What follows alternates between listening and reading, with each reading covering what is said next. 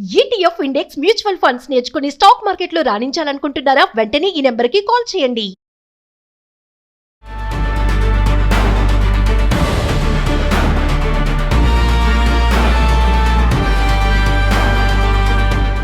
నమస్తే, welcome to Suman TV. ప్రస్తుతం మనతో పాటు ఉన్నారు national security services UGC centre for human security studies founder and executive director Kanneganti Ramesh Babu గారు. నమస్తే సార్. నమస్తే అండి. నమస్తే. ఎవరైతే చదువుకోవడానికి అక్కడ వెళ్తారో వాళ్ళది ఎడ్యుకేషన్ అయిపోగానే 60 డేస్లో జాబ్ వెతుక్కోవాలి, లేదంటే తిరిగి వచ్చేయాలని ఒకటి ఉంది. ఇప్పుడు ఆ 60 డేస్ని కూడా గ్రేస్ పీరియడ్ని కూడా తగ్గించేస్తున్నారు అనేది ఒకటి నోటీస్ వార్త ఒకటి వస్తుంది సార్. నిజంగా అది తగ్గించే యోచనలో ఉన్నారంటే అమలు జరిగితే కనుక ఏంటి సార్ పరిస్థితి? 100% తగ్గించే యోచనలో ఉన్నారు. చాలా మంది స్టూడెంట్స్ దానికోసం ఇబ్బందులు పడతా మనకి ఫోన్లు కూడా చేస్తున్నారు అక్కడి నుంచి. ఇక్కడ 2 రకాలండి నవీన గారు. ఒకటి, అమెరికా వెళ్ళి చదువుకోవాలనుకోవడం తప్పులేదు.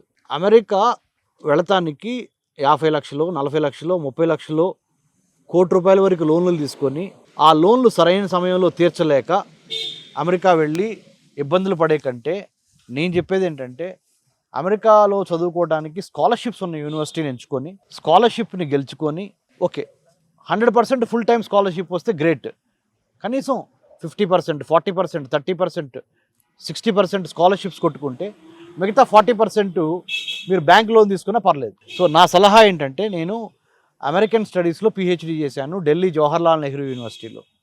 అమెరికాలో ఎక్కువ యూనివర్సిటీస్లో కూడా పనిచేసి వచ్చాను. ఇజ్రాయెల్లో కూడా చదువుకున్నాను పోస్ట్ డాక్టరేట్.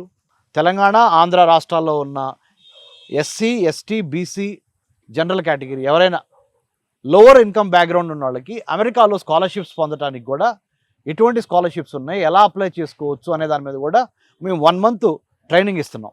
సో దయచేసి నేను పేరెంట్స్కి, మీ ద్వారా, సుమన్ టీవీ ద్వారా పేరెంట్స్కి నేను చెప్పేది ఏంటంటే, త్వరపడి బీటెక్ అయిపోగానే ₹1,00,00,000 లోనో 50 లక్షలు, 60 లక్షలు లోన్ తీసుకొని పొలమో స్థలమో తాకట్టు పెట్టి ఆ ఎడ్యుకేషన్ లోన్ తీసుకొని పంపించినా కానీ, ట్రంప్ టైంలో మనకి ఫస్ట్ అసలు వీసా రిజెక్షన్ ఎక్కువైపోయింది.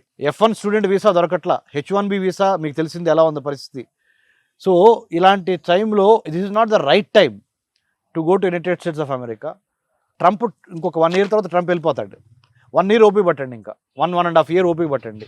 తర్వాత రాబోయే అడ్మినిస్ట్రేషన్ ఏదైనా కానీ మోస్ట్ లైక్లీ డెమోక్రాట్స్ రావచ్చు, లేదా రిపబ్లికన్స్ వచ్చినా కానీ డెఫినెట్గా ట్రంప్ చేసిన చాలా పనులు వాళ్ళు వెనక్కి తీసేసి స్టూడెంట్ ఫ్రెండ్లీ. అసలు అమెరికా అంటేనే life, Liberty, pursuit of happiness. America అంటేనే ల్యాండ్ ఆఫ్ ఇమిగ్రెంట్స్. ప్రపంచంలోని వివిధ దేశాల్లో ఉన్న టాలెంట్ పూల్ మొత్తం అమెరికా వచ్చి అమెరికాలో సెటిల్ అవుదాం అనేది అమెరికా యొక్క మూల సిద్ధాంతం. అసలు అమెరికా ఏర్పడింది అట్లా. సో ఇప్పుడున్న అమెరికా 50 సంయుక్త రాష్ట్రాలు, ఒకప్పుడు చాలా తక్కువ 12 కాలనీస్ గానో అట్లా ఉండేవి, 12 to 13 కాలనీస్, ఇప్పుడు 50 అయినాయి. What I'm trying to say is, America వెళ్ళాలనుకోవడం తప్పు కాదు, అమెరికా ఓన్లీ ఎడ్యుకేషన్ లోన్ ద్వారా వెళ్ళాలనుకోవడం తప్పు. ఎందుకంటే యూజీకి వెళ్ళండి, పీజీకి వెళ్ళండి, ఇమ్మీడియట్గా ఆఫ్టర్ ద ఎడ్యుకేషన్ జాబ్ లేదు, అమెరికాలో జాబ్ లేదు, ఓపీటీనే దొరకట్లేదు మేడం, మీకు జాబ్ ఎట్లా దొరుకుతుంది ఇంకా? So my humble request to parents is, hold on for 1.5 years. B Tech అయిపోతే మీ అమ్మాయికి ఎంటెక్ అయిపోయినా ఈ లోపల 1 year, 2 years ఇక్కడ వర్క్ ఎక్స్పీరియన్స్ జాబ్ చేయమనండి, స్కాలర్షిప్స్ కొట్టుకోమనండి. మీరు ఒక 50% సహాయం చేయండి, కానీ 100% మాత్రము లోన్ తీసుకొని పంపించొద్దు. సార్ 2026లో అమెరికా వెళ్ళాలనుకునే వాళ్ళకి మీరేం చెప్తారు సార్? ఇప్పుడు నేను ఇంతవరకు చెప్పినవన్నీతో పాటుగా ఇంకోటి ఏం చెబుతున్నానంటే, 2027 చివరి వరకు ఇండియాలోనే మీరు బీటెక్ అయిపోతే ఇక్కడే ఉద్యోగం చేయండి, ఇక్కడే ఎక్స్పీరియన్స్ గెయిన్ చేయండి.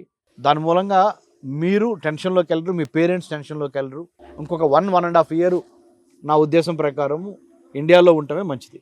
అండ్ సార్ ప్రెసెంట్ మరి ట్రంప్ చాలా మార్పులు చేర్పులు చేస్తున్నాడు. H1B వీసాలే కానీ, ఈ స్టూడెంట్ F1 వీసా కానీ, L1 వీసా కానీ, మరి ఉద్యోగాలు చేసే వాళ్ళకి కానీ, కమింగ్ టు ఆర్టిఫిషియల్ ఇంటెలిజెన్స్ వాళ్ళు కూడా చాలా లే ఆఫ్స్ కూడా జరుగుతున్నాయి. మరి అక్కడ ఉన్న వాళ్ళు, చదువుకునే వాళ్ళకి కానీ, ఉద్యోగాలు చేసే వాళ్ళకి కానీ కొంతమంది అక్కడ ఉన్నటువంటి రూల్స్ పాటించలేక తిరిగి వచ్చేస్తున్న వార్తలు కూడా వినబడుతున్నాయి. మరి అక్కడ ఉన్న వాళ్ళ పరిస్థితి ఏంటి అంటే సార్? ఇప్పుడు డిపార్ట్మెంట్ ఆఫ్ హోమ్ల్యాండ్ సెక్యూరిటీ, తర్వాత ఐస్ అంటే ఇమిగ్రేషన్స్ అండ్ కస్టమ్స్ ఇది ఎన్ఫోర్స్మెంట్ ఏజెన్సీ చాలా రూల్స్ స్ట్రిక్ట్ చేసింది నవీన గారు. కాబట్టి this is not the right time. And also social media అంతా వాళ్ళు స్క్రూటినైజ్ చేస్తున్నారు పిల్లలై. పొలిటికల్ ఒపీనియన్స్ ట్రంప్ ప్రభుత్వానికి వ్యతిరేకంగా ఉంటే ఎక్కువ రిజెక్షన్ రేట్ కూడా ఉంటుంది స్టూడెంట్స్ మీద. సో రకరకాల విషయాలు అమెరికాలో చాలా జాగ్రత్తగా వ్యవహరించాల్సిన అవసరం టైం వచ్చింది. సోషల్ మీడియాలో ఏది పడితే అది రాయటం కానీ, సోషల్ మీడియాలో ఏది పడితే అది చేయటం కానీ, అది కూడా చాలా ప్రమాదం. వీసా రిజెక్ట్ అవ్వచ్చు, లేకపోతే మిమ్మల్ని మళ్ళీ బ్యాక్ పంపించేయచ్చు, డిపోర్ట్ చేయొచ్చు. So we have to be extra careful ఎస్. Right now for another 1 to 1.5 years. H1B visa ఉన్న వాళ్ళకి సార్ అమెరికాలో లైఫ్ సేఫేనా అంటే గ్యారంటీ అయినా? గ్యారంటీ లేదండి, ఇప్పుడు ప్రస్తుతానికి గ్యారంటీ లేదు. H1Bకి కూడా గ్యారంటీ లేదు. H1Bకి లేదు, F1 స్టూడెంట్స్కి ఆబ్వియస్లీ లేదు. తర్వాత ఇంకా ఒక అవుట్ స్టాండింగ్ వీసాస్ మీద వెళ్ళిన వాళ్ళు ఉంటారు, అంటే నెంబర్ ఆఫ్ గ్రేట్ సైంటిస్టులు కానీ, లేకపోతే బాగా డబ్బులున్న ఎంటర్‌ప్రెన్యూర్స్ కానీ, వాళ్ళ వరకు మాత్రమే సేఫ్ ఉంది. కానీ మధ్యతరగతి, దిగువ మధ్యతరగతి స్టూడెంట్స్, నార్మల్ ఇన్కమ్ రేంజ్ ఉన్న H1B మీద ఉన్న IT employees, we have to be very careful. Thank you sir. Thank you Naveen గారు.